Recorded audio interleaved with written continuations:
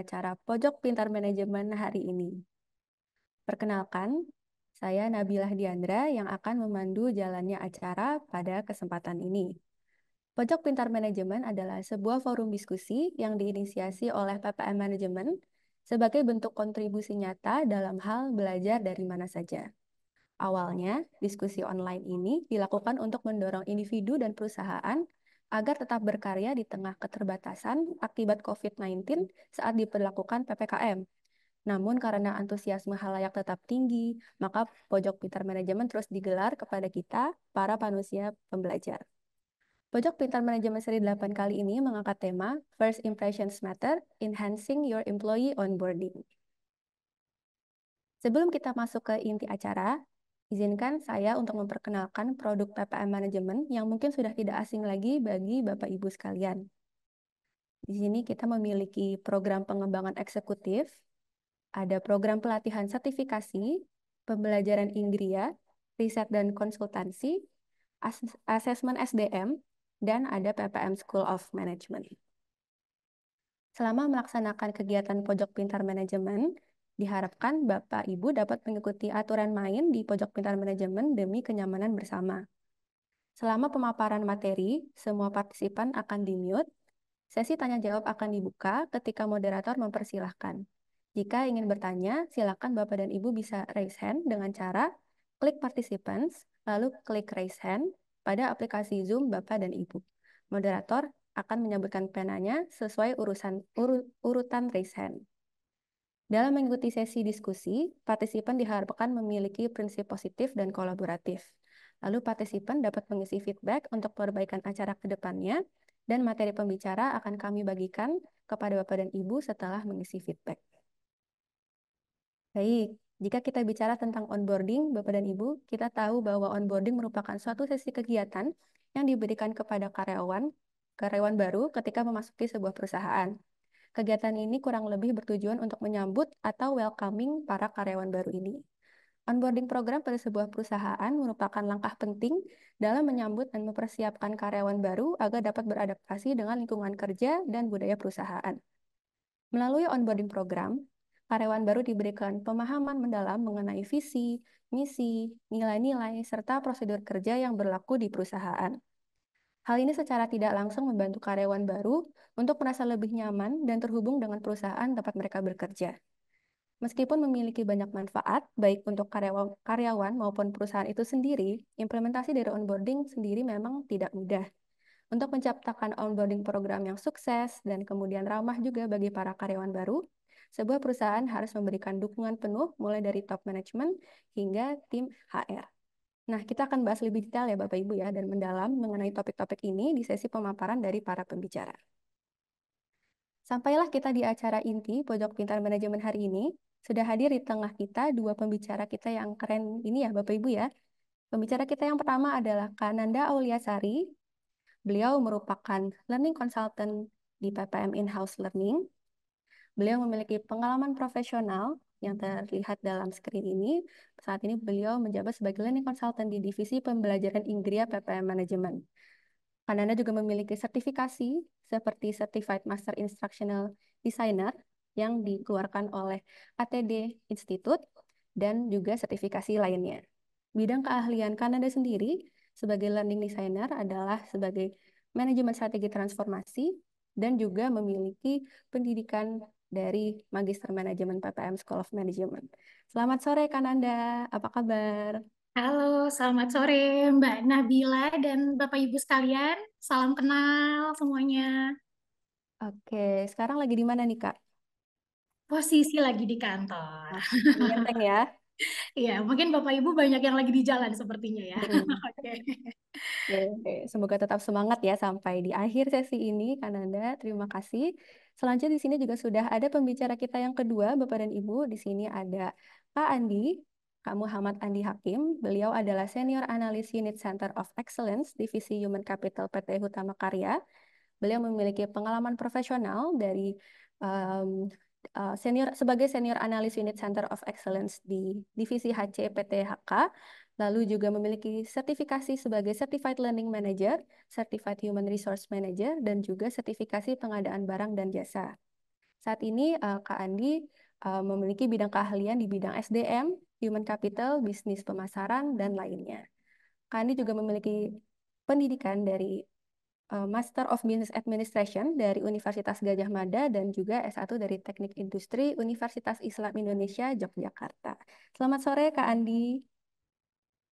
Selamat sore Kak Nabila. Apa Apa kabar? kabar? Selamat sore Kak Nanda. Baik. Halo, selamat sore Kak Andi. Alhamdulillah. Sepertinya banyak fansnya nih Kak Andi nih ya.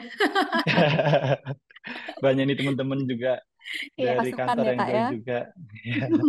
Oke, mantap. Semoga selalu semangat terus ya, Kak ya, sampai di akhir sesi.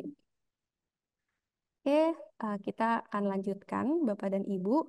Mungkin langsung saja kita masuk ke pemaparan. Sesi pertama akan disampaikan oleh Kak Nanda Auliasari. Mungkin kami persilahkan untuk screen. Silakan, Kak. Oke, baik. Terima kasih banyak Mbak Nabila, moderator yang luar biasa nih ya. Kita kasih love dulu nih untuk Mbak Nabila. Yuk, mana nih Bapak Ibu reactionnya? Oke, baik ya. Izin saya untuk share screen Bapak Ibu. Sebentar. Oke, sudah masuk? Sudah ya? Oke, baik Bapak Ibu sekalian, ini luar biasa sekali ya kesempatan saya di sore hari ini. Ya, saya sangat senang bisa berada di sini ya di webinar ini ya untuk membahas topik yang kalau dibilang ini topik yang sangat penting ya di dalam manajemen sumber daya manusia karena kita bekerjanya dengan manusia ya Bapak Ibu ya, yaitu onboarding program.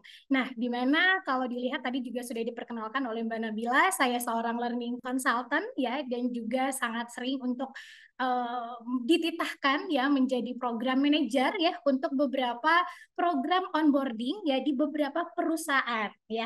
Nah, jadi saya telah melihat secara langsung betapa pentingnya ya proses untuk onboarding ini di dalam menentukan ya kesuksesan jangka panjang karyawan baru di perusahaan kita. Ya, nah jadi nanti kita akan ngobrol panjang kali lebar nih Bapak Ibu ya. Walaupun saya dikasih waktu nih sama Mbak Nabila, 25 menit ya Mbak ya. Oke. Oke, baik Bapak Ibu ya. Jadi kalau kita melihat ini adalah outline saya selama 25 menit ke depan. Jadi yang pertama adalah Bapak Ibu kita perlu memahami apa sih sebenarnya onboarding program ini ya. Lalu kemudian apa yang menjadi sasaran dari onboarding program ya di dalam kenapa sih kita harus membuat ataupun terlibat di dalam onboarding program terlebih-lebih kalau kita memang berada di dalam satu divisi pengembangan sumber daya manusia ya. Lalu kemudian bagaimana cara menciptakan onboarding program yang efektif ya dan juga strategi yang seperti apa yang perlu kita lakukan untuk bisa meningkatkan experience. Nah, ya jadi ini sangat penting nih Bapak Ibu ya karena memang ketika ada pengalaman yang baik, yang efektif yang dirasakan oleh target peserta kita ya ini pastinya tentunya akan menjadi efektif ya akan menjadi sesuatu yang sangat luar biasa bagi mereka ya. Jadi harapannya ya di webinar ini di sini saya dan juga Kak Andi nantinya bisa memberikan wawasan yang bisa memberikan inspirasi ya kepada Bapak Ibu sekalian di dalam mengembangkan atau menyempurnakan suatu program onboarding di perusahaan kita masing-masing ya. Jadi mari kita memulai nih Bapak Ibu ya. Jadi walaupun ada yang sedang di jalan ya, ada yang sedang di mobil ataupun di commute dan lain sebagainya, mudah-mudahan tetap bisa menyimak hal penting ya di sore hari ini. Jadi mari kita mulai dengan pemahaman secara mendalam tentang apa itu onboarding program dan mengapa ya onboarding program itu sangat penting. Nah, mungkin saya mau uh, memperlihatkan ya satu gambar ya. Jadi kalau mungkin Bapak Ibu masih ingat nih ya, mungkin yang ada ya di sini yang baru masuk di tempat kerjanya ya atau memang mungkin sudah 10 atau 20 puluhan tahun mungkin belasan tahun ya. Coba kita renungkan. Nah, ya coba kita pikirkan dulu nih. Masih ingat nggak Bapak Ibu ketika pertama sekali Bapak Ibu masuk di perusahaan Bapak Ibu sekarang ya? Apa sih ya yang menjadi yang paling penting ya kira-kira yang kita butuhkan ketika kita masuk di suatu perusahaan ya di tempat kita bekerja saat ini. Mungkin boleh di chat nih Bapak Ibu ya apa yang biasanya bengang-bengong gitu ya. Ya, coba masih ingat nggak Bapak Ibu ketika pertama sekali ya kita berada di perusahaan yang saat ini kita tempati. Ada yang ingat nggak nih Bapak Ibu? Kita ngapain ya? Diapain ya gitu ya? Yuk boleh tulis di chat Zoom-nya. Monggo. Iya Silakan, ada lagi. silakan. Ada nggak nih Bapak Ibu yang masih ingat gitu ya? Diapain sih kita ya? Ngapain sih waktu baru masuk pertama sekali ya di tempat perusahaan yang saat ini kita datangi apa berkarya gitu ya?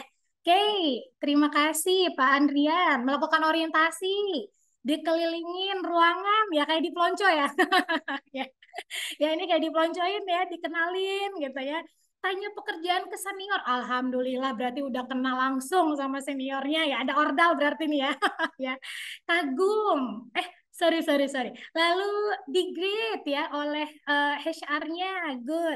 Langsung diperkenalkan sama atasan, diajak keliling. Nah ini nih yang paling sering ya Bapak Ibu ya. Nah jadi diajak keliling, dikenalin sama senior-senior, itu merupakan salah satu pendekatan awal ya dari perusahaan terhadap onboarding ataupun tahapan onboarding ya yang dimana ini akan sangat mempengaruhi pengalaman kita pertama sekali ya karena yang namanya experience awal itu yang akan diingat ya oleh kita nih ya sebagai si karyawan yang akan bekerja di perusahaan tersebut ya apalagi pada saat di minggu-minggu awal. Nah, jadi kalau kita melihat berarti apa sih yang sebenarnya ya yang Bapak Ibu tahu terkait dengan onboarding program. Nah, saya mau tanya dulu nih ya, apakah dikenalkan ke karyawan, diajak keliling, atau apa sih sebenarnya ya ketika mendengar kata onboarding program? Perkenalan tentang visi misi, mantap Mbak Bu Anissa, terima kasih. Ketentuan kepegawaian, oke. Wah ini ada yang diajak makan siang bareng nih ya. Ini pendekatannya bagus banget nih. Ada lagi nggak Bapak Ibu? Apa sih ketika tersirat, terbersit gitu ya, kata onboarding program? Selain perkenalan tentang visi misi, ketentuan kepegawaian, ya ada lagi nggak Bapak Ibu? Perkenalan struktur organisasi, good. Terima kasih Pak Andrian ya. Ada lagi? Oke, rasanya cukup ya. Nah, jadi kalau kita melihat ya apa itu onboarding program ya. Jadi di sini ada dua kalimat yang menurut saya ini sangat baik ya. Saya ambil dari sumbernya salah satu yang memang mereka ini adalah para peneliti ya untuk suatu handbook ya dari Industrial and Organization Psychology ya. Jadi mereka-mereka ini menyebutkan kalau onboarding ini merupakan suatu tahapan yang memang harus wajib kudu ya dilakukan ya setelah tahapan rekrutmen. Nah, jadi kita nih para orang-orang HC gitu ya, begitu selesai proses rekrutmen, saatnya mau ngapain lagi ya? Tentu saja mau kita apakan nih si manusia yang sudah kita rekrut ya. Tentu saja kita perlu sesuatu proses ya tahapan yang kita berikan yaitu onboarding program yang dimana ini merupakan suatu serangkaian kegiatan yang memang dirancang untuk bisa membantu para karyawan baru dalam apa? Menyesuaikan diri ya dengan peran baru mereka. Ya, lalu memahami tadi sudah disebutkan ya, memahami budaya perusahaan, visi misi, kemudian berharap untuk bisa menjadi anggota tim yang produktif dan juga terlibat ya. Jadi onboarding ini sebenarnya lebih dari sekedar orientasi yang kita kenal ya. Jadi proses yang memang sangat harapannya ya bisa menjadi proses yang berkelanjutan yang bisa berlangsung dari beberapa minggu hingga beberapa bulan. Jadi panjang ya prosesnya Bapak Ibu. Jadi ini tentu saja durasi waktunya, seperti apa metodenya dan lain sebagainya ini sangat tergantung pada kebutuhan dan kompleksitas peran yang kita harapkan dari sumber daya yang kita rekrut ya.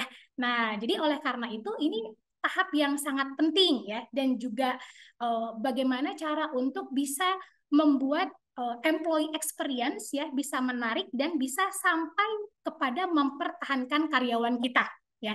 Nah, jadi dari sambutan perusahaan, sambutan manajemen, sambutan rekan kerja, ini adalah sambutan yang kalau dilihat itu sesuatu hal simpel, ternyata itu sangat penting ya untuk akhirnya nanti menjadi suatu awal yang bisa terintegrasi dan si karyawan ini bisa mendapatkan dukungan ya.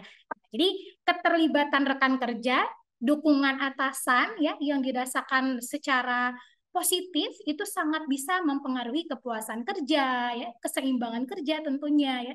Bisa membuat para karyawan itu lebih komit, lebih niat ya untuk tetap berada di dalam organisasi tersebut ya.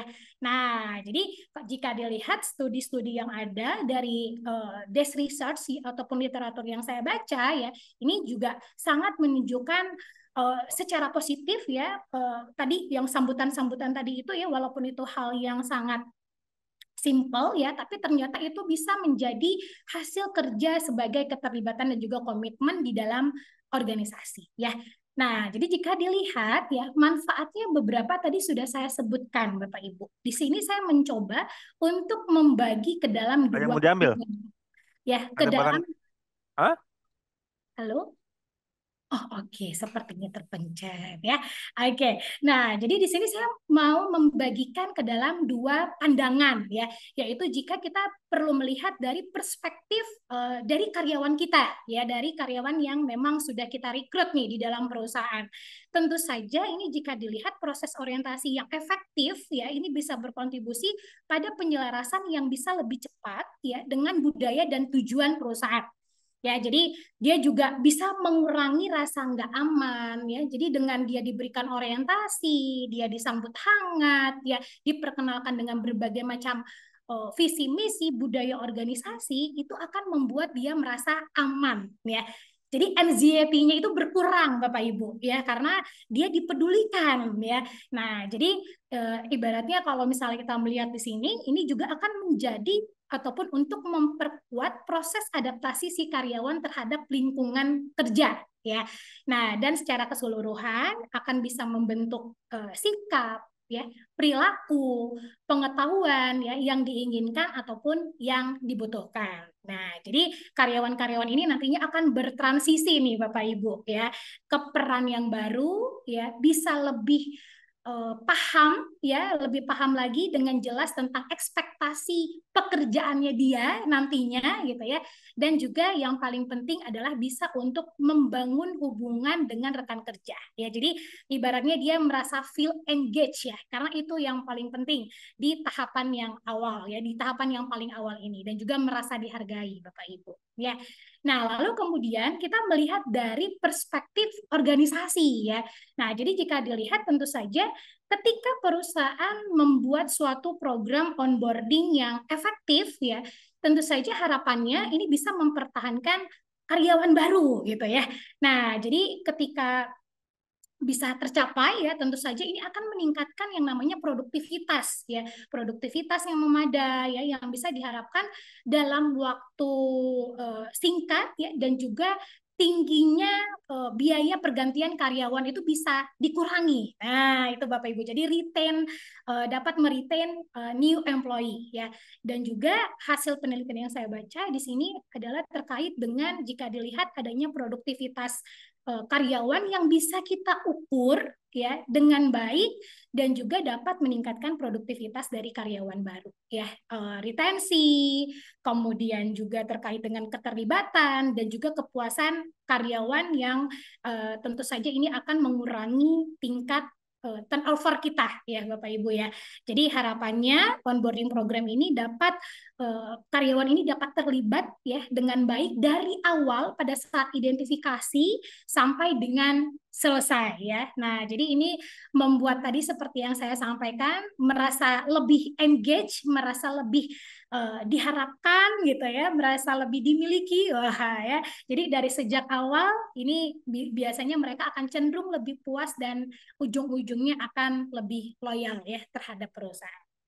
Nah, jadi jika kita melihat sasarannya ya, sasaran dari onboarding program ini. Nah, jadi di sini adalah seperti yang memang kerap sekali kalau saya dari pengalaman saya menjadi program manager ya di in-house training PPM manajemen Bapak Ibu. Jadi jika dilihat ini pertama sekali ya, itu pasti perusahaan-perusahaan itu pasti dia akan merancang sasaran dari on program ini adalah untuk memberikan value dan juga culture alignment kepada karyawannya ya. Nah, ini tentu saja dari internal ya, dari internal perusahaan. Jadi tujuannya untuk dapat membekali ya karyawan-karyawan baru kita agar bisa mampu lebih menghayati nilai-nilai apa saja sih ya yang dianut oleh si perusahaan. Nah, lalu kemudian pembangunan karakter ya, biasanya karakter building dan juga bisa membentuk perilaku-perilaku yang sejalan dengan budaya organisasi. Nah, jadi biasanya nih kalau di sini ya udah mulai muncul apa sih sebenarnya kekuatan saya ya, muncul pertanyaan-pertanyaan dari si karyawan ya, kemudian apa sih peran saya nantinya, siapa partner saya nantinya ya, kira-kira ada masa depan nggak ya kalau saya di perusahaan ini. Nah, itu di tahapan value dan juga culture alignment. Lalu kemudian yang kedua sasarannya adalah untuk membekali para karyawan baru terkait dengan company orientation ya. Jadi terkait dengan visi misi, tadi sudah disebutkan, struktur organisasi ya, proses bisnis, portfolio produk, jasa yang memang kita tawarkan kepada perusahaan ya, serta sistem dan kebijakan apa saja sih ya yang memang berperan di dalam suatu perusahaan. Jadi memang ini sangat menjadi pembekalan yang penting ya sampai kepada arahan dari strategi perusahaan jangka panjang ya, pendek dan juga panjang.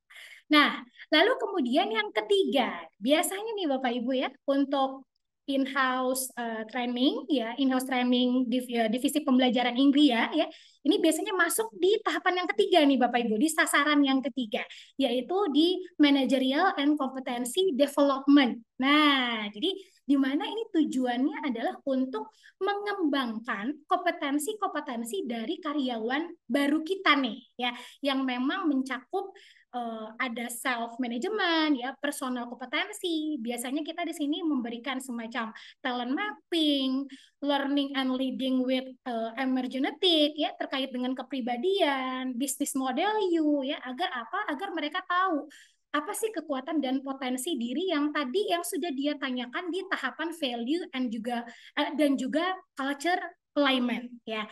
Nah, lalu kemudian tahap kompetensi yang berikutnya adalah managerial and business kompetensi ya. Biasanya di sini kita lebih mengasah ya, ini beda-beda industri, beda-beda perusahaan akan berbeda-beda juga kompetensi apa saja yang menjadi prioritas pengembangan ya. Nah, biasanya itu yang paling common ya, practical problem solving ya, problem solving skills, planning and organizing, ya, strategic plan, cara dia bisa merencanakan strategik, ya, dan lain sebagainya.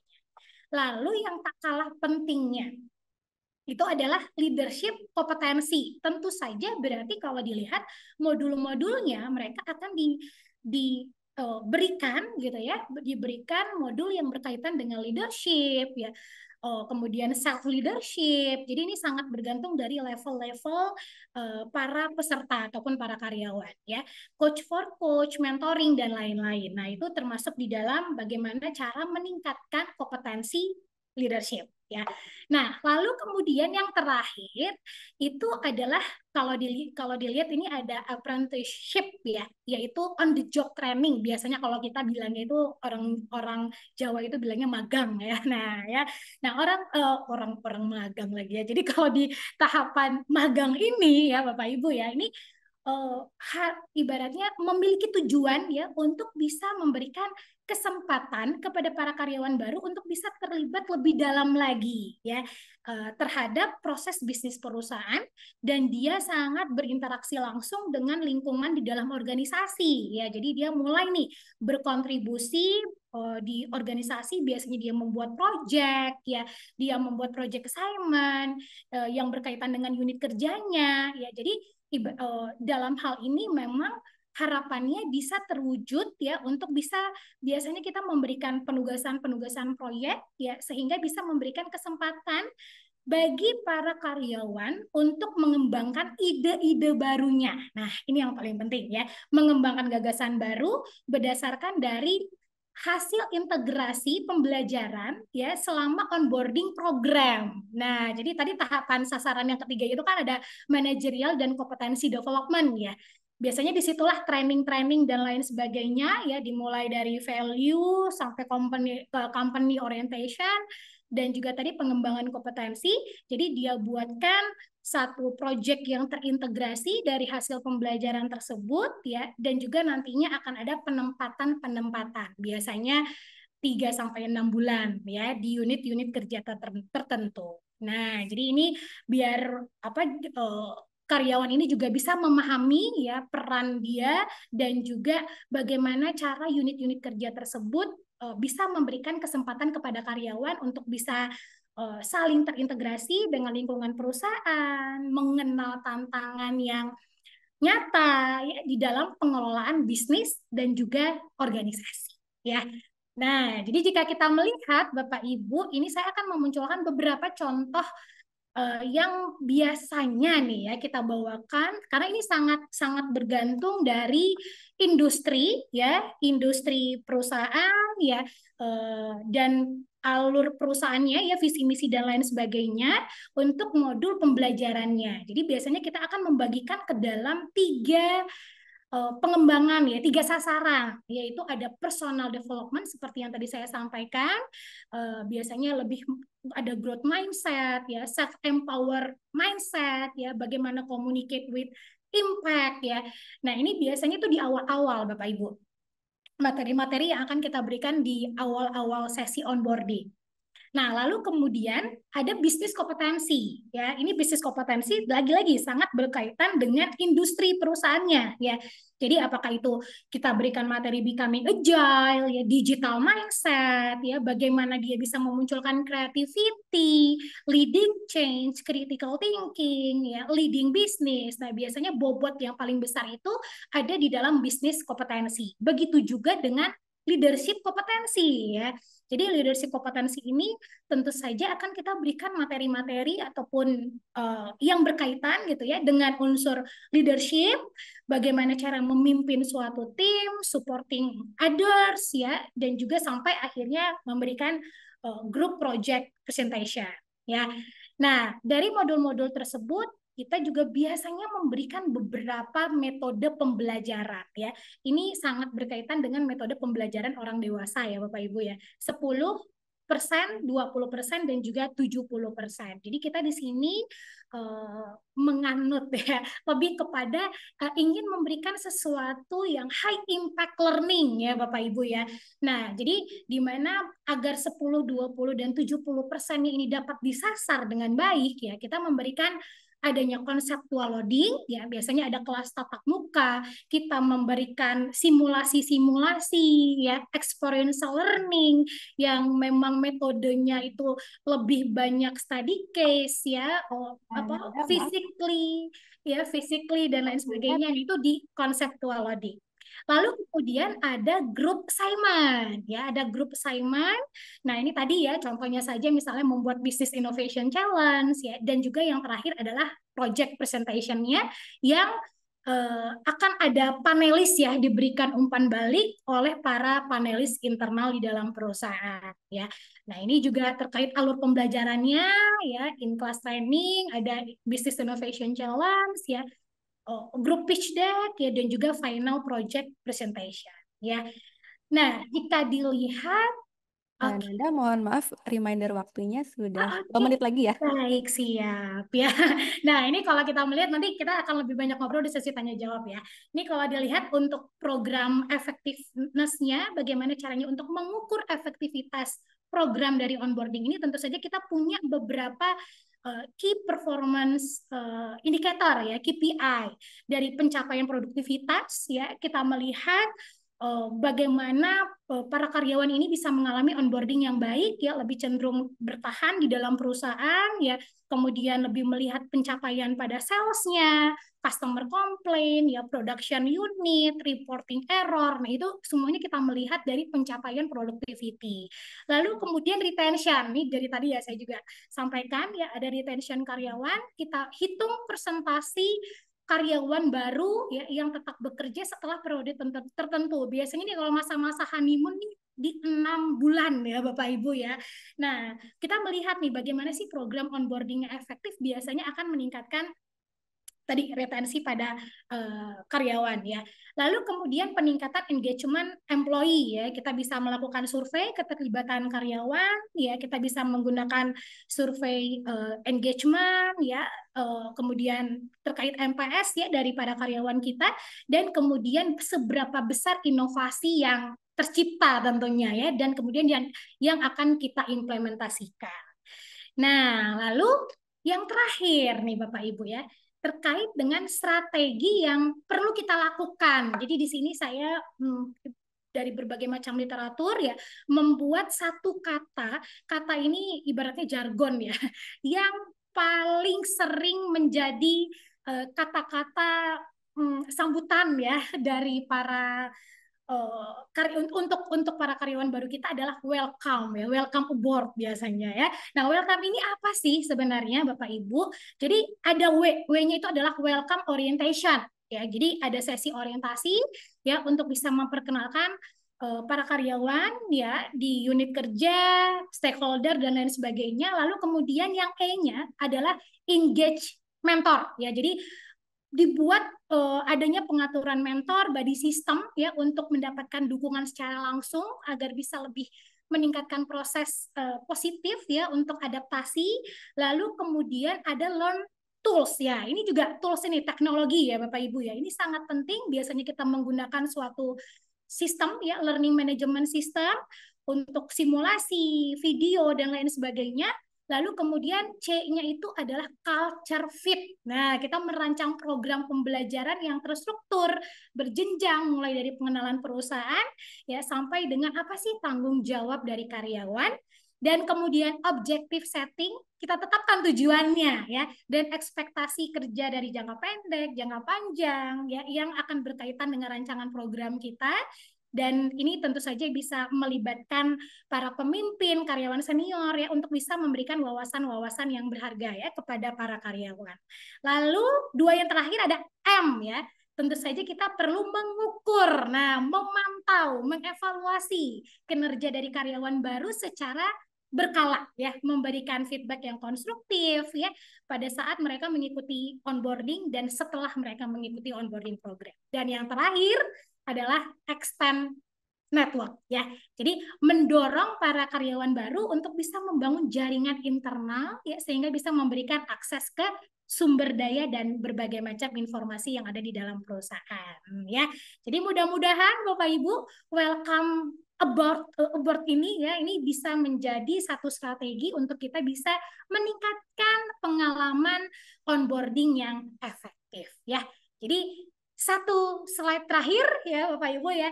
Ini kalau dilihat dari Michael Hoover ya, dia menyampaikan.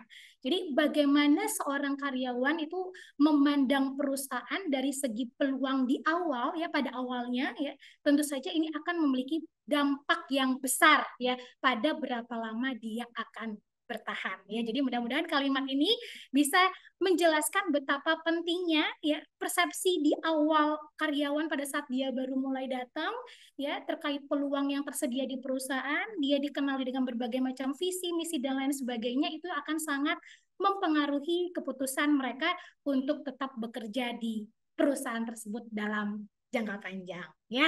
Oke, baik. Terima kasih Bapak Ibu ya, luar biasa sekali di waktunya ya, sangat-sangat tight ya. Saya udah di reminder nih dengan Mbak Nabila ya. Oke, mungkin itu saja dari saya. Terima kasih banyak Bapak Ibu sekalian. Terima kasih Kak Nanda atas presentasinya. Menarik sekali ya Bapak Ibu ya. Tadi di awal juga kita sempat diskusi. Ternyata masih banyak yang ingat apa saja yang dialami waktu pertama kali masuk sebagai karyawan baru gitu ya Kak ya. Jadi seperti tema kita ya, kita onboarding ini memang meninggalkan kesan pertama yang sangat mendalam. Jadi impression pertama itu penting sekali ya Kak Nanda ya. Oke, terima kasih Kak Nanda untuk presentasinya. Selanjutnya kita akan mendengarkan materi yang akan dibawakan oleh pembicara kita yang kedua, yaitu adalah Kak Andi. Silahkan Kak Andi untuk presentasinya. Baik, terima kasih Kak Nanda, Bismillahirrahmanirrahim. Selamat sore, Bapak, Ibu, teman-teman semua. Suatu kehormatan bagi kami dari Hutama Karya untuk sharing di sore hari ini, di mana ini merupakan kesempatan yang baik bagi kami untuk sharing kepada Bapak Ibu semua bagaimana proses onboarding di Hutama Karya. Kalau tadi dari Kak Nanda sudah menjelaskan bagaimana end-to-end-nya nih, cara whole-nya, konsepnya, dari proses onboarding itu seperti apa. Nah, ini dari Hutama Karya nih mau sharing bagaimana aspek implementasinya di Hutama Karya.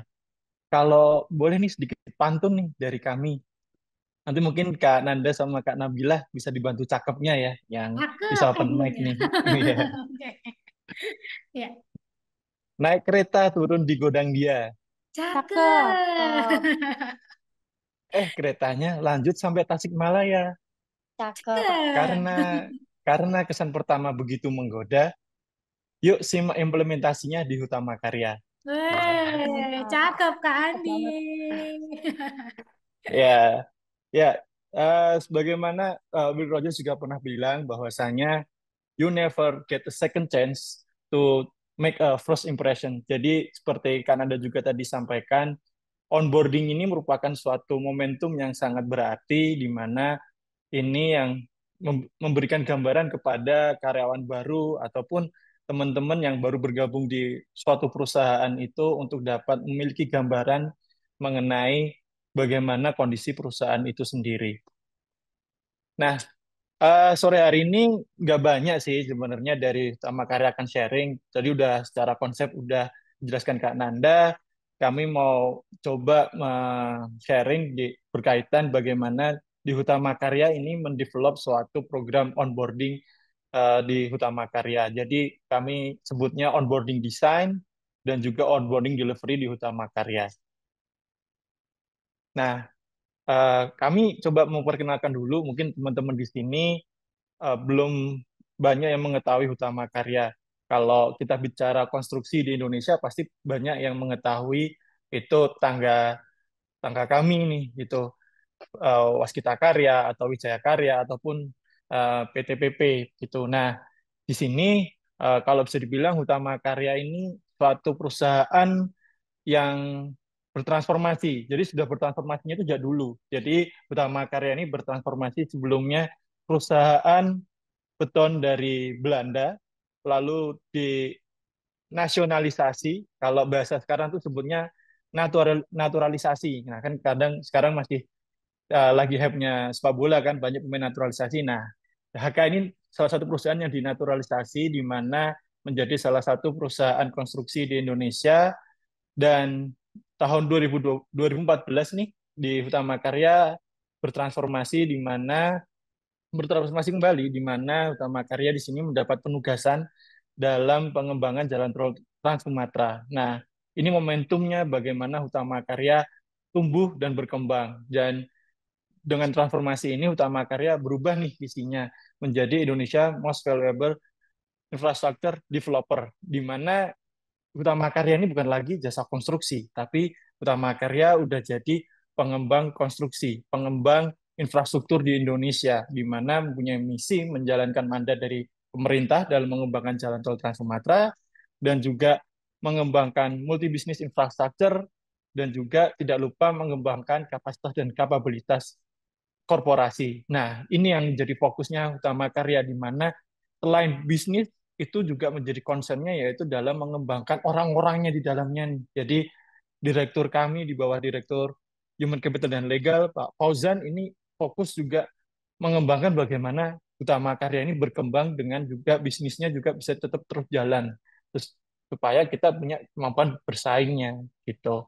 Nah, kalau berkaitan dengan proyek monumental di Utama Karya, itu mesti teman-teman ataupun Bapak Ibu di sini sering melewati eh, daerah tol dalam kota, di mana di situ di tengah-tengah itu ada patung Pancoran. Nah, itu salah satu proyek monumental Utama Karya. Gedung MPR DPR itu juga salah satunya. Dan kalau yang sehari-harinya pergi ke kantor pakai transportasi umum, itu ada salah satu juga proyek monumental Utama Karya yaitu MRT Jakarta. Nah, kalau kita bicara bisnis utama karya, itu pastinya tidak jauh-jauh berkaitan dengan jalan tol. Nah, jalan tol yang menjadi fokus di utama karya itu pastinya di wilayah Sumatera, di mana HK ini mendapat mandat pengembangan jalan tol dari Banda Aceh hingga Lampung nih. Nah, saat ini sih Hutama Karya alhamdulillah sudah berhasil membangun sekitar 705 kilometer nih. Nah, harapannya nanti hingga tahun 2027 itu ruas dari Banda Aceh hingga Lampung ini tersambung. Nah, ini harapannya adanya pertumbuhan ekonomi di wilayah Sumatera yang dimana memang menurut Bappenas dan juga BPS itu wilayah Sumatera ini sebagai penyumbang PDB terbesar kedua di Indonesia setelah Pulau Jawa. Nah, selain fokus di jalan tol, di HK juga ada layan konstruksi lain seperti manufaktur, di anak perusahaannya HK Aston, dan juga pengembangan kawasan dan pengembangan kawasan ataupun real estate. Itu ada di anak perusahaan kami, yaitu HK Realtindo. Nah, alhamdulillah di tahun 2023 dan 2022 kemarin, itu HK ini menjadi salah satu yang terbaik di bidang infrastruktur di Indonesia, di mana mendapat peringkat 10 dari 15 BUMN yang termasuk di uh, own enterprise yang terbesar lah di Indonesia, di mana dengan asetnya sekitar 200 triliun. Nah, kalau bicara di internal HK, nah HK ini punya fasilitas yang sangat mendukung nih karyawannya, di mana kami punya Inspira Space, di mana di Inspira Space itu kita bisa bekerja, berdiskusi, ataupun kita main musik, menyalurkan hobi-hobinya. Nah, di HK juga kita ada lantai yang memang di situ mendukung UMKM lokal untuk bisa berjualan dan juga ada semacam food court-nya juga sehingga di HK headquarter ini sudah sangat apa ya semua layanan ada lah begitu, daycare ada, kita menyalurkan hobi melalui after office activity juga ada sehingga teman-teman di Hutama Karya ini kerja itu semangat dan nyaman gitu. Nah, next kita akan berbicara mengenai bagaimana onboarding di Hutama Karya nih gitu. Nah, di Hutama Karya sendiri itu onboarding kita selenggarakan bagi tidak hanya karyawan baru, tapi juga ada peserta magang. Jadi, kenapa peserta magang itu juga kami berikan uh, semacam program onboarding? Karena peserta magang di Utama Karya ini bukan magang yang sebentar. Dan kami punya goals, harapannya teman-teman yang magang di Utama Karya ini bisa mendapat value added. Bagaimana setelah menjalankan magang di Utama Karya, baik dia melakukan penelitian ataupun dia melakukan masa transisi setelah dia mengalami masa perkuliahan secara akademis begitu lalu ingin masuk ke dunia kerja tapi belum tahu nih bagaimana persiapannya, bagaimana dan apa yang harus dihadapi. Nah, sehingga kami berikan kesempatan bagi teman-teman mahasiswa terutama untuk melakukan magang dengan jangka waktu kurang lebih 3 bulan. Nah, sehingga kami onboard tuh teman-teman magang di Utama Karya. Dan tentunya karyawan baru di Utama Karya di sini itu kami on board juga dan di sini ada programnya khusus sehingga kami itu seperti yang Kak Anda tadi juga sampaikan selain memperkenalkan Hutama Karya ke teman-teman yang baru bergabung di Hutama Karya itu kami punya suatu visi bagaimana program onboarding ini bisa membentuk suatu talenta baru yang memiliki karakter sesuai dengan Hutama Karya yang dimana sesuai slogannya untuk terus inovasi dan juga bertumbuh dan memiliki semangat belajar yang tinggi. Dan juga tidak hanya hard skill yang kita tuju, namun juga soft skill. Bagaimana tentunya kita bisa memantik dan juga mendorong teman-teman ini untuk aktif, untuk berkomunikasi, apalagi lingkungan dunia kerja ini berbeda-beda, jadi dan sangat dinamis. Jadi tentunya di sini kami sangat mendorong teman-teman ini sangat aktif untuk dapat berkomunikasi dengan peers-nya ataupun di lingkungan kerjanya. Nah, di sisi lain, kami juga mendorong teman-teman dari yang baru masuk ini untuk punya learning agility nih, gitu. Di mana teman-teman ini punya semangat untuk terus belajar dan bertumbuh untuk mengembangkan kapabilitasnya ataupun kompetensinya. Kalau tadi Kak Nanda sampaikan ya, banyak sekali tadi kompetensi yang disasarkan. Nah, tentunya ini yang menjadi fokus juga bagi kami dalam mengembangkan uh, proses onboarding ini, gitu. Nah, pada awal tentunya di sini kami ingin coba memantik dulu, terutama bagi teman-teman karyawan baru ya, bagaimana biasanya kami untuk memantik teman-teman yang baru bergabung di Hutama Karya ini, kami akan mengeluarkan pertanyaan, kenapa sih teman-teman itu gabung di Hutama Karya? Kenapa sih teman-teman ini memilih Hutama Karya sebagai tempat kerjanya? Nah, itu akan menggugah semangat, menggugah kesadaran, kenapa sih visinya itu apa? Teman-teman itu bergabung di Utama Karya. Dan itu harus kita selaraskan dengan juga visi misi dari perusahaan, di mana visi misi perusahaan ini yang menjadi tolak ukur. Dan ini yang kita harus dari seorang karyawan ini, kita harus punya tujuannya yang sama. Gitu. Jadi kita ada 4 aspek di sini. Itu ada people agility, mental agility, dan juga result agility.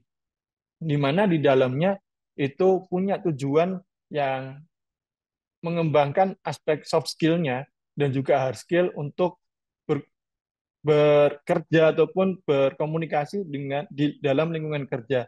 Sehingga harapannya kita bisa punya agilitas yang tinggi dalam menghadapi segala tantangan ataupun tugas dan tanggung jawab yang diterima dari atasan. Sehingga saat kita sudah punya kesiapan mental, kita punya pemikiran yang fokus ataupun pemikiran yang maju, growth mindset, itu kita punya suatu pola pikir yang kritis dan proses design thinking yang baik. Nah, harapannya di sini output-nya itu adalah suatu hasil pekerjaan yang sesuai dengan kualitas yang diinginkan. Nah, di sini ada beberapa kompetensi tentunya yang disasar dalam program onboarding di Utama Karya.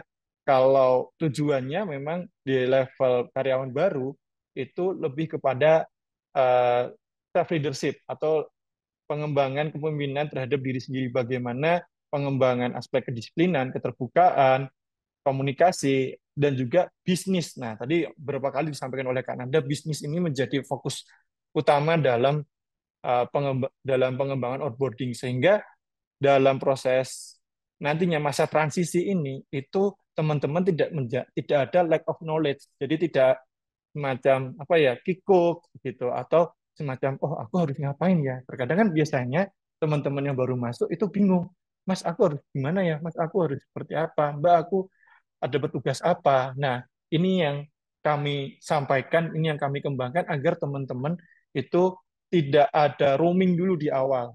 Nah, dan ini kami juga menumbuhkan peran-peran dari mentor ataupun coach yang ada di unit kerjanya ataupun di lapangan. Sehingga dengan adanya proses interaksi ini, itu bisa menumbuhkan adanya konektivitas dan juga adanya engagement dari mentee ataupun coach terhadap coachnya ataupun mentornya gitu.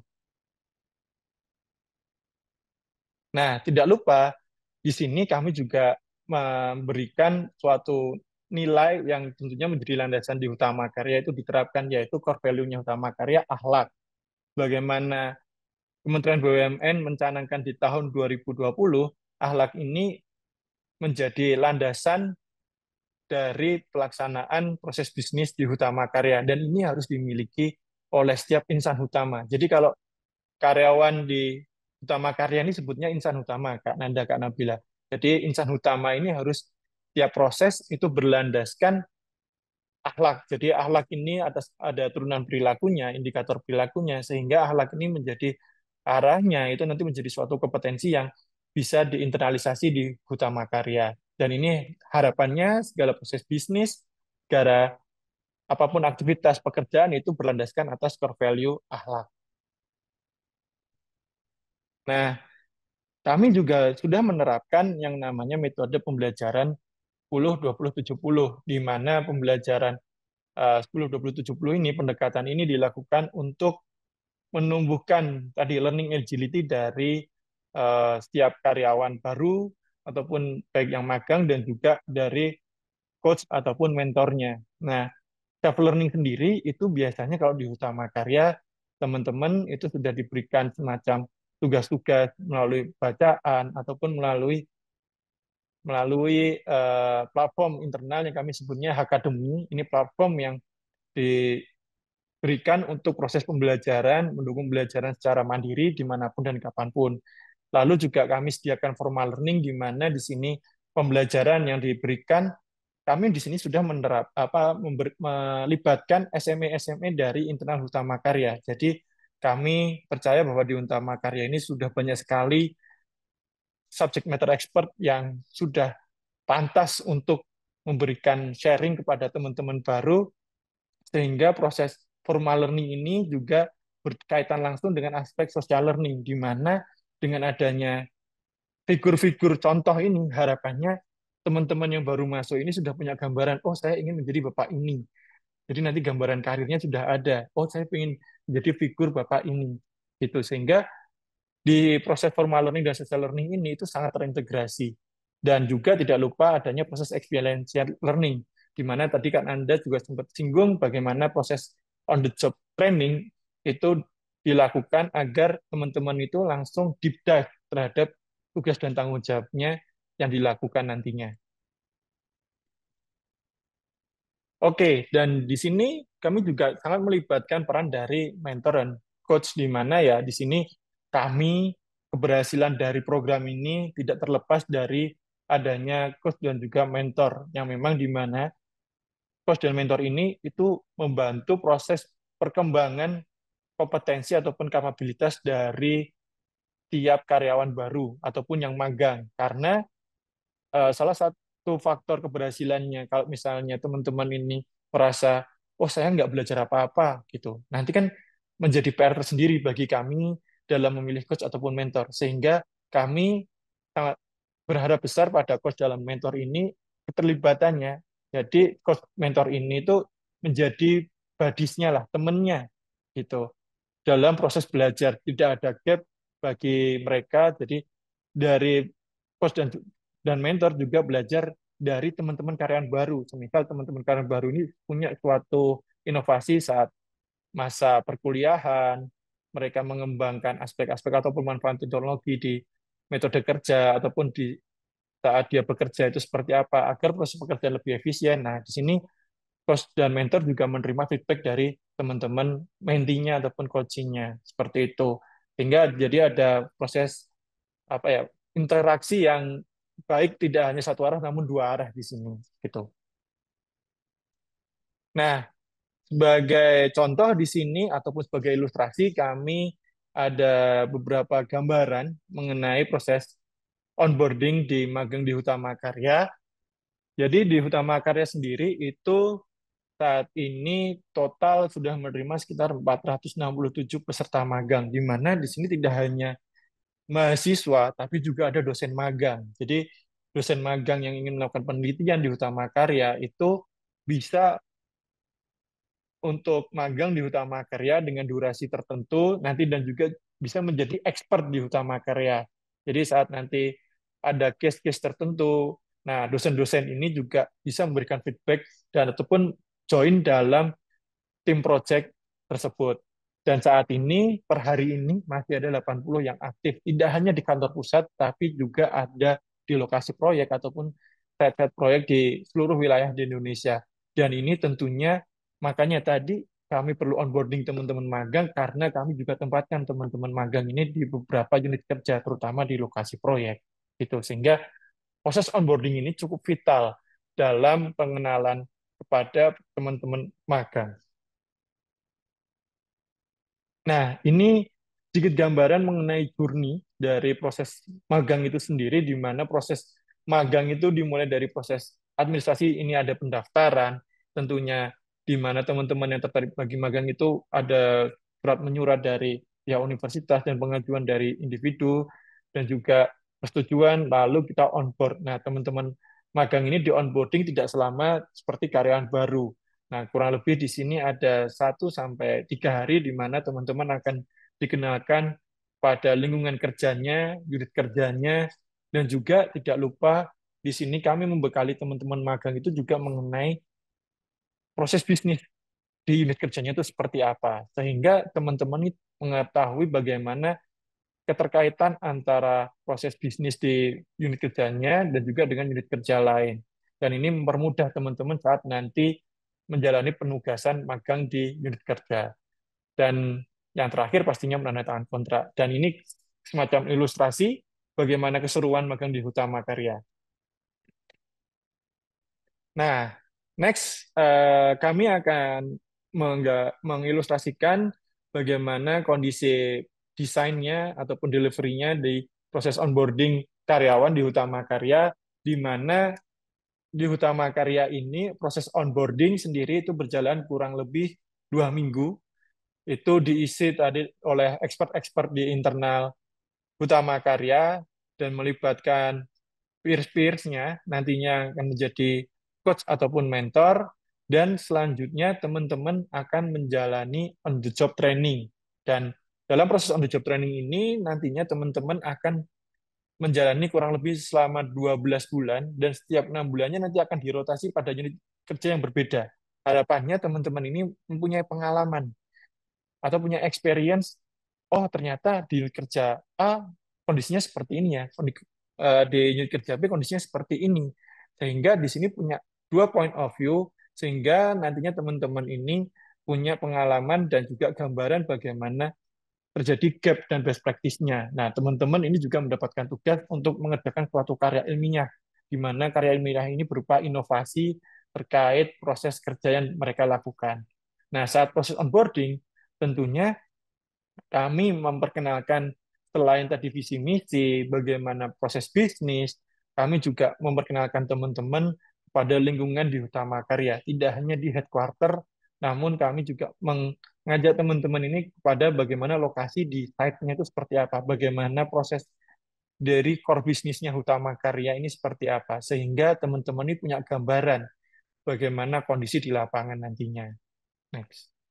Nah, ini ada silabus sebagai referensi nanti bagi Bapak Ibu semua yang akan mengembangkan. Jadi di sini dari di kami dalam mendesain suatu pembelajaran itu kami pastinya akan menyasar pada suatu kompetensi tertentu yang kami sudah tentukan.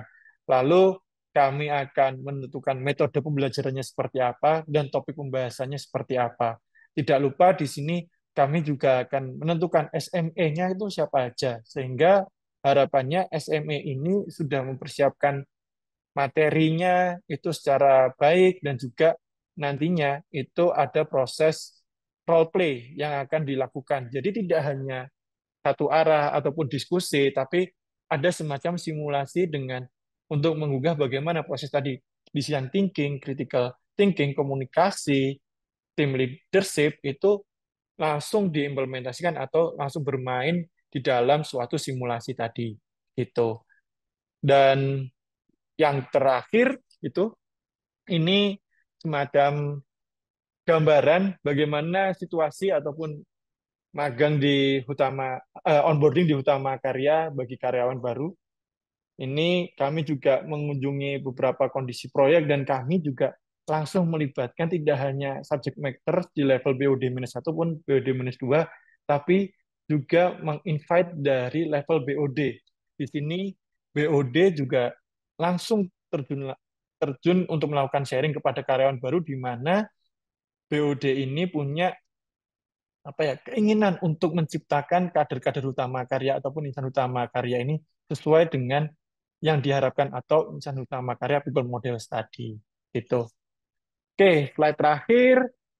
Eh, di sini ada suatu quotes yang baik, di mana kita dalam menciptakan first impression kepada karyawan baru ataupun sebagai member baru di utama karya, itu adalah sesuatu hal yang sangat penting, di mana first impression ini bisa menentukan bagaimana berjalannya mereka nanti di perusahaan.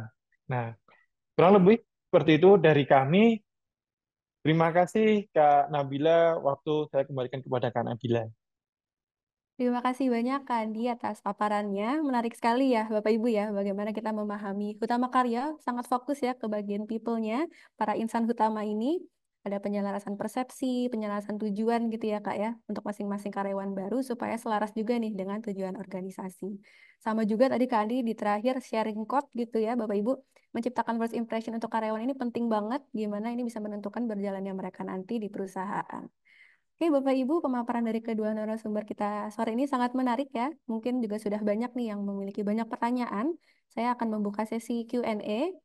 Silakan Bapak dan Ibu yang ingin menjawab boleh raise hand. kami akan mengutamakan Bapak dan Ibu yang mengajukan pertanyaan melalui raise hand. Silakan, boleh. Jika ada yang dengan Mbak Ratri, mungkin silakan. Selamat sore, para Saya narasumber. Selamat sore, moderator. Mohon maaf nih nggak bisa start nggak bisa pakai video ya, backgroundnya nggak apa-apa. kurang representatif. Saya mau mengajukan pertanyaan.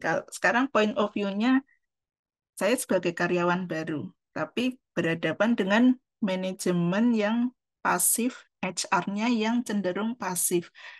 Lalu kapan atau di bagian mana saja saya bisa menggali terutama yang menjadi bagian saya yang harus saya ketahui benar-benar soal perusahaan, soal eh, manajemen organisasi sampai ke nanti job job description saya seperti itu selama saya bergabung di organisasi tersebut. Kedua, misalkan saya point of view-nya saya sudah bekerja lebih dulu, kemudian ada karyawan baru masuk. Nah, pastikan saya akan dilibatkan untuk mendampingi karyawan baru tersebut. Nah, itu bagaimana saya sebagai orang yang lebih dulu bekerja di tempat itu berkontribusi untuk membantu rekan kerja saya nantinya biar dia bisa smooth bergabung di perusahaan dan menjalankan tugas serta tanggung jawabnya dengan baik. Terima kasih. Terima kasih Mbak Ratri untuk pertanyaannya. Mungkin dari Kak Andi dulu, mungkin mau menjawab terlebih dahulu.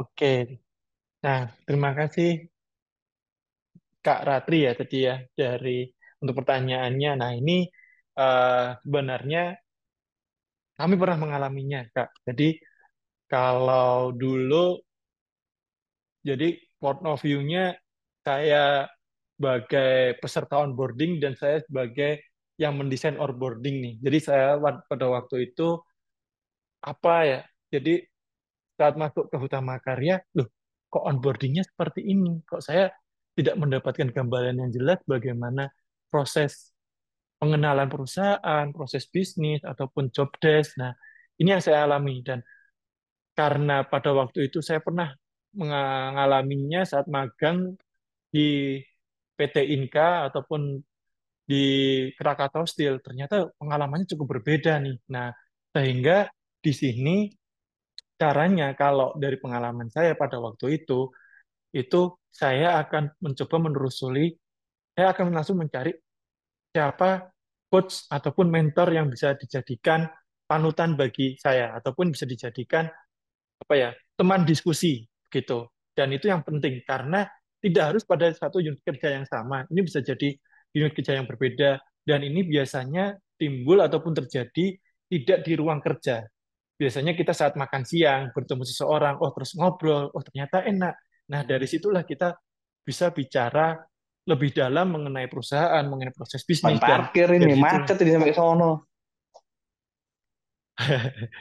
Nah, dari situ kita akan bisa mempunyai relasi di internal. Biasanya seperti itu, Macet-macet. Kak Ratri. Dan ini akan mempermudah Ya saya bukan dulu. kita bagi karyawan baru saat itu terjadi tidak secara formal. Biasanya itu akan lebih mudah terjadi secara informal di luar jam kerja ataupun di luar tugas dan tanggung jawab utama. Nah, ini itu yang saya alami dan saya terjadi dan karena pengalaman itu dan kebetulan saya diberikan kesempatan untuk bergabung di Human Capital, desainnya ini yang dirubah sehingga proses ada keterlibatan antara komentor ataupun coach ini yang kami coba ciptakan dan kami sungguh-sungguh untuk bisa apa ya memilih coach ini supaya cocok. Oh ternyata ini secara komunikasi kurang, oh nggak masuk gitu kan. Jadi harus ada dicarikan siapa nih yang bisa cocok dengan untuk mendevelop orang. Nah inilah tugas bagi teman-teman HR-nya dalam mendesain program itu. Dan untuk yang kedua, tadi pertanyaannya bagaimana kondisinya saat kita bekerja dulu dan saat kita ingin berkontribusi secara smooth. Nah ini pengalaman kami dalam menghadapi teman-teman magang ataupun teman-teman yang karyawan baru, biasanya kami langsung memperkenalkan teman-teman ini kepada proses bisnisnya dulu. Baik itu monggo mau secara mikro dulu boleh, secara makronya langsung juga boleh. Karena harapannya teman-teman saat sudah tahu paling nggak detail tugas dan tanggung jawab apa yang saat ini kita lakukan ataupun teman-teman di lingkungan kerja kita ini lakukan, agar teman-teman yang baru masuk ini langsung dapat gambaran, oh ternyata tugasnya ABCDE ya, misalnya gitu. Ataupun teman-teman ini belum punya suatu job desk yang baku, itu bisa dikenalkan kita proyek apa saja sih yang ada gitu. Dari proses bisnis itu akan membantu nanti di dalamnya. Dan apabila ada job desk di dalamnya, itu akan mempermudah teman-teman nantinya itu dalam mendeliver suatu tugas dan tanggung jawab utama nantinya kepada teman-teman yang baru. Dan ini tentunya bisa menjadi suatu fasilitas ataupun metode bagi Bapak Ibu sekalian nanti saat akan memberikan suatu gambaran kepada teman-teman karyawan baru. Kurang lebih seperti itu, Kak Nabila. Terima kasih, Kak Andi. Mungkin dari Kanada ada mau tambahan? Oke, mungkin melengkapi nih ya. Ini tadi Kak Adi sudah sangat banyak nih ya menceritakan terkait dengan pengalamannya. Tadi pertanyaan Mbak Ratri ini bagus banget ya, terkait bagaimana cara kita sebagai seorang karyawan baru, tadi POV-nya gitu ya, kita POV-nya sebagai karyawan baru yang memang menghadapi lingkungan internal ataupun SDM yang pasif ya. Jadi ibaratnya kayak kita baru masuk, tapi nggak dikasih tahu nih job desk-nya, peran kita di dalam organisasi. Ini menjadi suatu tantangan tersendiri ya. Nah, oleh karena itu memang jika memang ini pada saat saya menjadi program manajer di dalam onboarding, itu ada tahapan di awal itu adalah tahapan analisa kebutuhan ya. Jadi kita pasti akan melakukan wawancara kepada karyawan-karyawan ya. Kita pick beberapa karyawan-karyawan yang ada di perusahaan tersebut, lalu ada nih ya 1-2 orang yang menceritakan pengalamannya pada saat beliau masuk di perusahaan tersebut ya. Nah, jadi memang yang paling bisa kita lakukan, kita bisa menjadi seseorang yang lebih inisiatif gitu tentunya ya. Jadi tadi setuju banget dengan Kak Andi, bertanyanya mungkin bertanya bukan di forum diskusi, tapi di forum meja makan ya Kak Andi ya. Ya tadi ya, jadi lebih ke proaktif dalam bertanya ya. Kitalah yang memang harus bisa tadi berinisiatif ya, mengajukan pertanyaan-pertanyaan yang spesifik. Lalu juga biasanya di dalam perusahaan itu punya suatu knowledge management ya, yang itu bisa free diakses oleh seluruh karyawan ya, baik itu untuk karyawan baru. Jadi kita bisa menggunakan sumber daya yang tersedia tersebut ya, dari dokumentasi, panduan-panduan, sistem internal yang bisa kita pelajari ya, untuk biar kita bisa lebih paham terkait dengan internal perusahaan tersebut. Dan kemudian tadi ya berkomunikasi dengan atasan ya, ini akan menjadi masukan tadi pada saat nantinya kita si atasan ini nanti bisa menjadi salah satu ini ya bahan ya untuk bisa memberikan suatu onboarding yang seperti apa nih ya. Jadi salah satu alat untuk melakukan inisiatif ya, inisiatif, oh berarti ini karyawan kita memang butuh ya yang disebut dengan onboarding program tadi ya, karena kita sudah dapat berkomunikasi dengan atasan kita, rekan kerja ya, membangun jaringan tadi dengan menggunakan forum diskusi meja makan ya.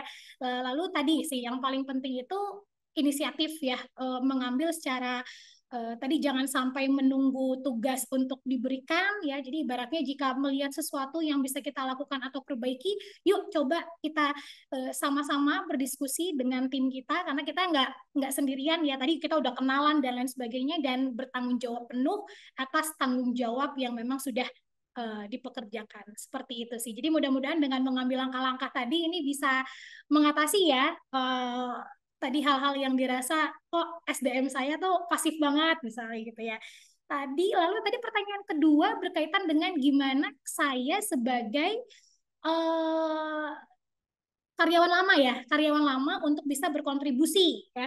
Nah, jadi jika dilihat di sini kita juga sangat bisa menjadi salah satunya, kalau dilihat tadi di welcome tadi yang jargon yang paling sangat sering digunakan itu adalah engage E-nya itu adalah engage mentor ya. Nah, kita juga bisa menjadi salah satu mentor ataupun buddy dari karyawan yang baru masuk tadi. Ya, karena memang dilihat dari pengalaman kita, pengetahuan kita, ya kita bisa mengajukan diri sebagai mentor ataupun buddy ya di dalam program mentorship, lalu berbagi pengetahuan, dan biasanya nih orang-orang yang memang sudah lama ataupun pengalaman dia suka dijadikan sebagai narasumber. Nah, di dalam program onboarding ya pada saat sesi pelatihan. Seperti itu sih. Jadi mudah-mudahan bisa membantu ya Kak Ratri ya. Salam kenal Kak Ratri. Oke. Baik, terima kasih Kak Nanda dan juga Kak Andi untuk jawabannya. Terima kasih Kak Ratri tadi ya sudah bertanya. Saya izin lanjutkan ke penanya kita berikutnya. Ada Kak Alika dari Nindya Karya. Silakan Kak, boleh open mikrofonnya. Oke. Selamat sore Kak Andi dan Kak Nanda. Terima kasih Kak Nabila atas kesempatannya juga. Mungkin ini spesifik bertanya ke Kak Andi ya. Tadi kan kalau nggak salah di HK itu untuk program onboardingnya itu tidak hanya untuk MT ya, tapi juga untuk anak magang dan juga untuk karyawan kontrak. Nah, kalau tidak salah juga tadi disebutkan onboardingnya itu dilakukan selama 2 sampai 3 minggu. Nah, untuk durasi 2 sampai 3 minggu ini apakah hanya untuk MT atau juga berlaku untuk karyawan kontrak? Itu yang pertama. Lalu yang kedua, untuk sesi mentoring dan coaching ini apakah berlaku hanya selama masa onboarding atau sampai masa OJT-nya selesai seperti itu? Dan kalau di HK sendiri siapa saja yang menjadi mentor atau coach untuk para karyawan baru ini seperti itu? Terima kasih kakak-kakak.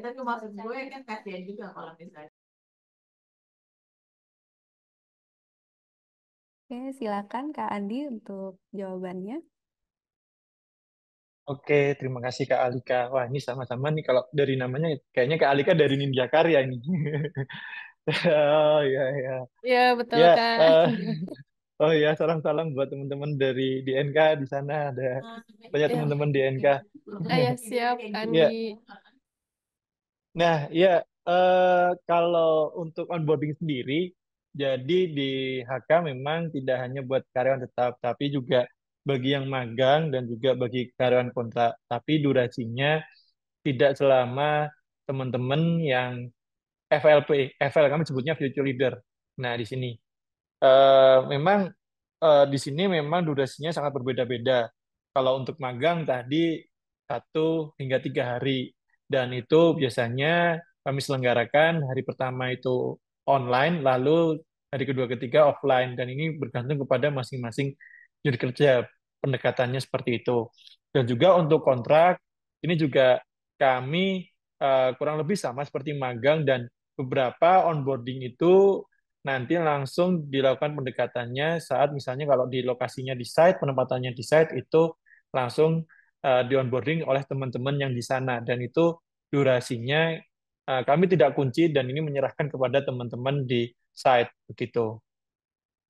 Dan ini sebenarnya kalau tadi juga dari Kanada juga pernah tadi tekankan itu tidak ada durasi yang apa ya diacu ataupun bisa disaklekkan gitu loh. Ini semua bergantung kepada tujuan dan kebutuhan dari masing-masing organisasi gitu. Dan untuk pertanyaan kedua, untuk sesi coaching mentoring tadi itu sampai selesaikah? Maksudnya sampai OJT dan siapa saja coachnya ataupun mentornya. Nah, kalau proses coaching ini dimulai dari sesi onboarding hingga nanti on the job trainingnya selesai gitu. Jadi memang nantinya karena apalagi saat on the job training itu kan per 6 bulan kami mendesainnya akan dirotasi atau ada pertukaran unit kerja.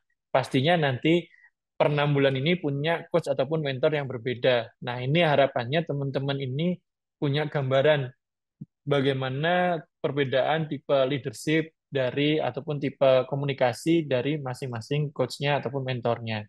Dan siapa saja sih coachnya ataupun mentornya ini selain mentor dari HC, jadi kami ada pendamping dari HC tentunya kalau misalnya teman-teman karyawan baru ini butuh curhat gitu ya, Kak mau curhat dong. Nah, itu kami sediakan mentor HC di mana teman-teman feel free mau istilahnya kalau di bahasa Jawa itu mau sambat apa gitu kan. Nah, mau berkeluh kesah apa itu silahkan dengan mentor HC, ataupun kalau misalnya memang sudah dekat dengan coach ataupun coachnya di lapangan, ini tuh tidak bisa saja. Nah, namun biasanya kalau coach di lapangan ini teman-teman itu kurang apa ya, kurang fleksibel untuk menyampaikan apa sih keluh kesahnya. Dan saat pemilihan coach di lapangan ini itu kami saat ini masih ada standarnya, yaitu karyawan tetap. Dan ini yang dan itu calon leader memang dia sudah eh, berasal dari FL-FL sebelumnya atau angkatan FL yang senior-senior dari FL 1 sampai FL 17. Nah, itu yang akan menjadi coach dari teman-teman di bawahnya. Dan harapannya ini bukan bermaksud ada semacam apa ya, gerbong begitu kan, tapi adanya, oh pasti teman-teman di FL ini tuh punya pengalaman gitu loh. Dulu mereka mengalami onboarding atau on the job training itu seperti apa, dan pastinya mereka tuh tidak ingin adik-adiknya ataupun juniornya ini merasakan hal yang sama. Harapannya itu ada perkembangan, ada perbaikan, sehingga pengalaman apa ya, pengalaman jeleknya ataupun pengalaman yang kurang baiknya itu tidak dirasakan oleh adik-adiknya. Harapannya adik-adiknya ini bisa memberikan suatu inovasi, perkembangan begitu, dan pastinya perbaikan di unit kerjanya. Itu Kak Alika. Mungkin Kak Nanda ada yang ditambahkan? Oke, baik. Terima kasih banyak nih untuk Mbak Alika ya yang sudah bertanya ya. Ini mungkin saya izin menambahkan sedikit sih ya dari tadi pengalaman yang sudah disampaikan oleh Kak Andi ya, mungkin dari sisi durasi ya, durasi bagaimana cara untuk bisa menentukan durasi yang efektif ya. Tadi kalau dilihat ada yang 2 minggu, 3 minggu ya, bahkan kita pernah pegang juga untuk program dari salah satu perbankan kita Kak, itu selama kurang lebih 3 mingguan ya. Jadi sangat panjang ya. Kalau dikalikan itu 8 dikali sekian hari ya, 120 jam efektif ya mereka akan belajar. Nah, ini memang beda industri, balik lagi ya, beda perusahaan, beda-beda perusahaan, beda-beda industri, dan ini menjadi hal yang paling krusial ya, karena memang biasanya antara tim SDM ya dengan kita ini biasanya ini suka berdiskusi ya, dari awal itu dilakukan adanya analisis kebutuhan ya, kita butuh adanya suatu pendekatan yang memang bisa lebih terstruktur ya, karena ini kebutuhan secara spesifik perusahaan itu kan beda-beda ya. Jadi melakukan analisis kebutuhan, kita tanyakan ya, tadi seperti yang saya sudah sampaikan di penjelasan yang sebelumnya adalah mengambil para star-starnya nih dari karyawan-karyawan onboarding kita bisa bertanya nih ya kepada mereka terkait dengan kebutuhan dari karyawan baru. Kita bisa mengidentifikasi dari keterampilannya, pengetahuannya, biasanya juga informasi-informasi apa saja yang memang perlu mereka kuasai ya sebagai karyawan baru. Apalagi kalau kompetensi yang mau disasar itu banyak gitu ya Kak Alika ya, karena kan tadi saya sudah menyampaikan ada sekian kompetensi, maka modulnya pun pasti akan besar ya. Biasanya kalau untuk perusahaan-perusahaan BUMN pasti mengacu pada kompetensi direktori kamus BUMN ya, itu udah pasti tuh yang ada 12 sekian belas, belum lagi ditambah dengan value akhlaknya ya. Nah, itu pasti akan sangat membutuhkan durasi yang sangat panjang.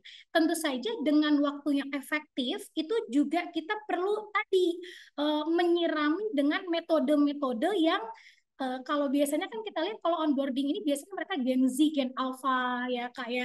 Mereka tuh kalau dari segi teknologi mungkin udah sangat mudah ya untuk belajar. Jadi hal-hal dasar mungkin udah mereka nggak butuh lagi gitu ya, karena memang mereka udah paling sering tuh ya mencari informasi dan lain sebagainya dari digitalisasi.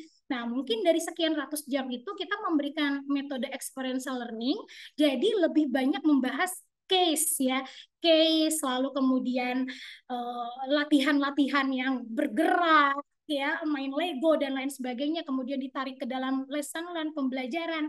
Itu sih yang kita lihat dari hasil evaluasi pembelajaran ya, itu yang paling ini ya, jadi sehingga tidak bosan gitu ya dalam durasi 120 jam tadi ya. Dan mereka pasti dengan adanya sharing pengalaman, bukan hanya teori, itu mereka akan lebih masuk ya, dan juga tadi dengan metode-metode experiential learning.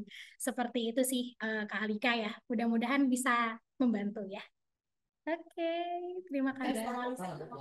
Oke, baik. Terima kasih Kak Andi dan Kak Nanda atas penjelasannya. Terima kasih Kak Andi, Kak Nanda untuk jawabannya dan terima kasih juga untuk uh, Kak Alika tadi ya yang sudah bertanya. Oke, mungkin selanjutnya untuk Kak Ines, ini pertanyaan terakhir Bapak Ibu ya. Mohon bantuan juga Kak Ines untuk pertanyaannya hanya satu saja ya Kak. Silakan Kak Ines.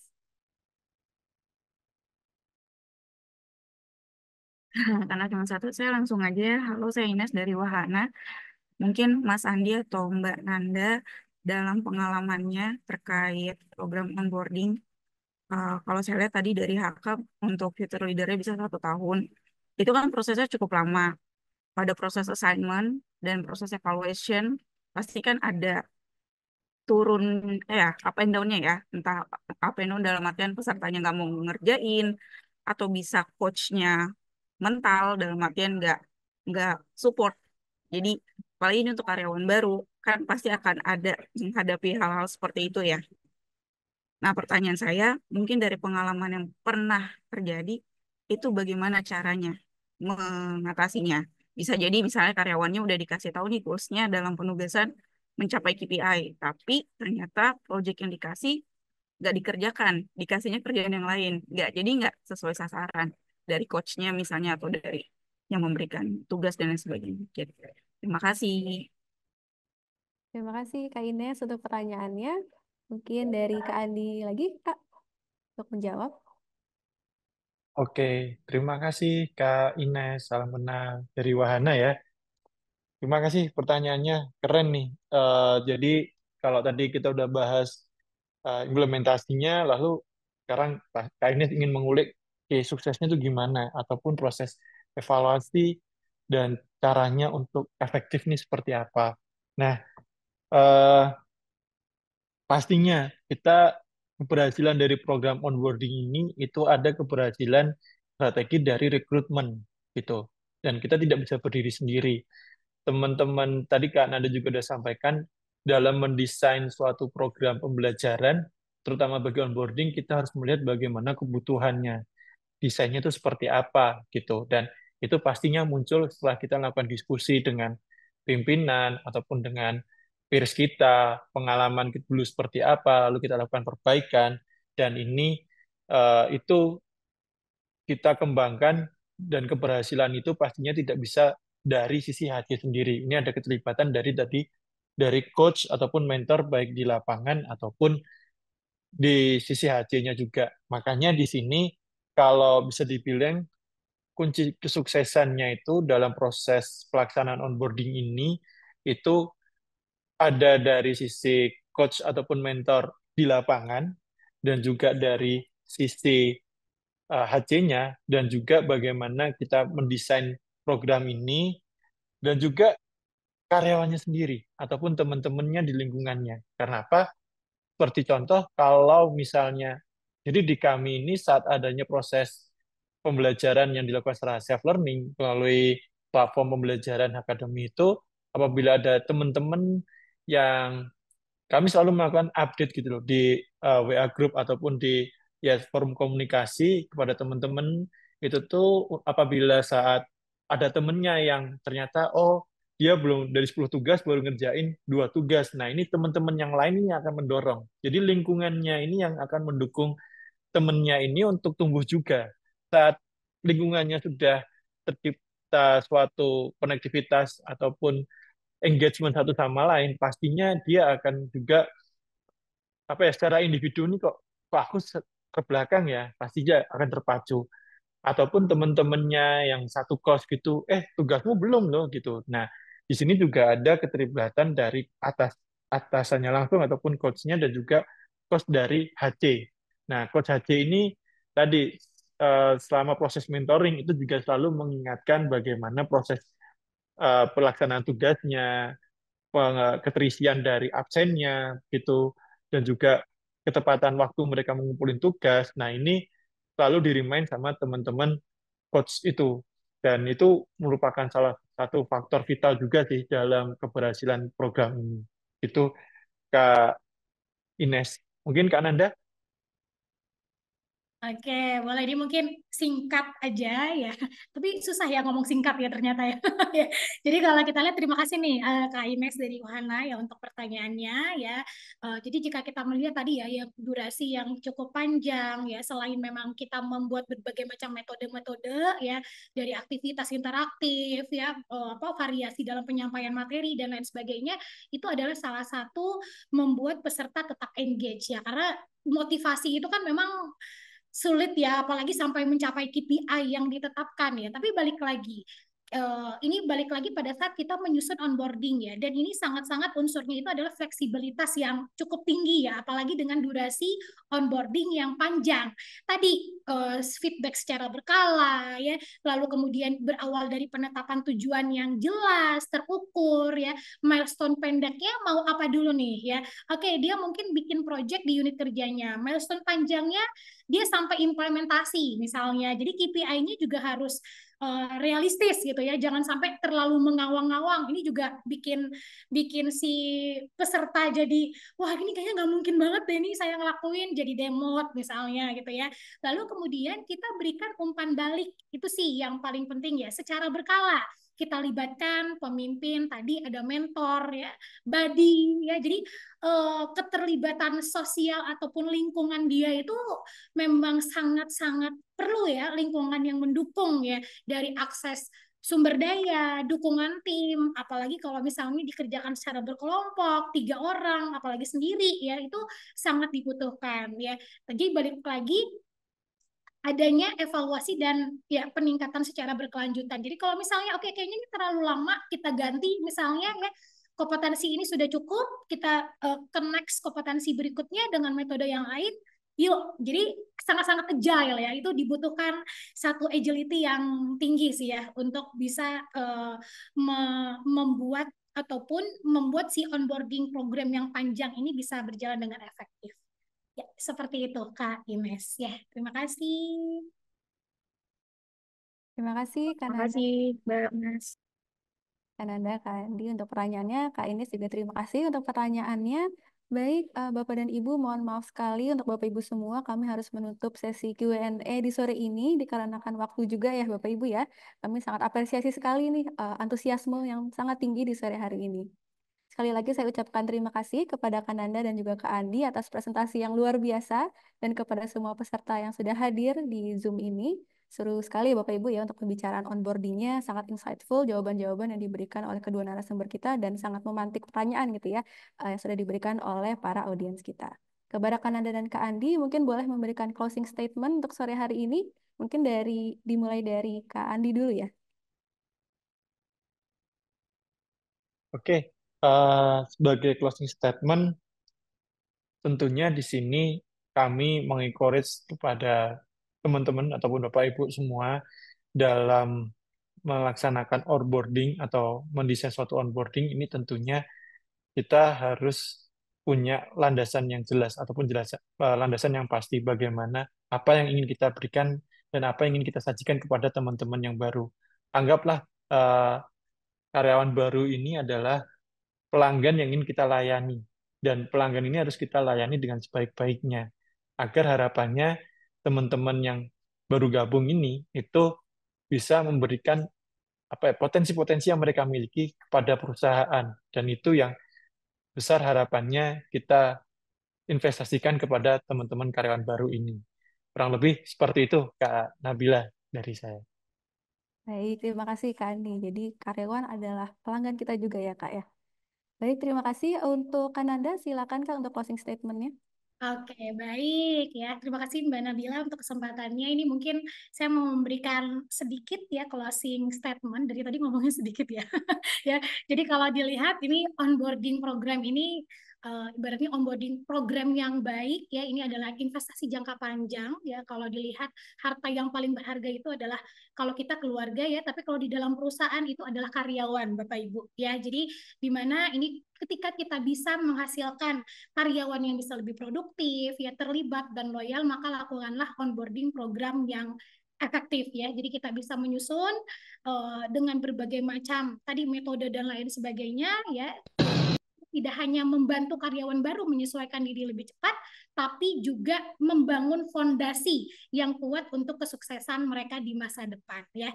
Ingat ya, onboarding itu adalah langkah awal ya, langkah yang paling krusial di dalam perjalanan karyawan Bapak Ibu sekalian. Jadi dengan memberikan pengalaman onboarding yang positif ya, Bapak Ibu akan membuka pintu bagi mereka untuk bisa sukses dan berkembang bersama perusahaan ya. Terima kasih Bapak Ibu sekalian. Terima kasih Kak Nanda. Menarik Bapak Ibu ya, harta paling berharga adalah karyawan kalau di konteksnya adalah organisasi. Oke, terima kasih sekali lagi Kak Nanda dan Kak Andi atas paparannya dan yang sangat insightful di sore hari ini. Sampai jumpa lagi di lain waktu. Semoga sehat-sehat selalu. Terima kasih. Terima kasih Kak Nabila, Kak Nanda, Bapak Ibu. Terima Bapak Ibu kasih. sekalian. Terima kasih banyak, Kak.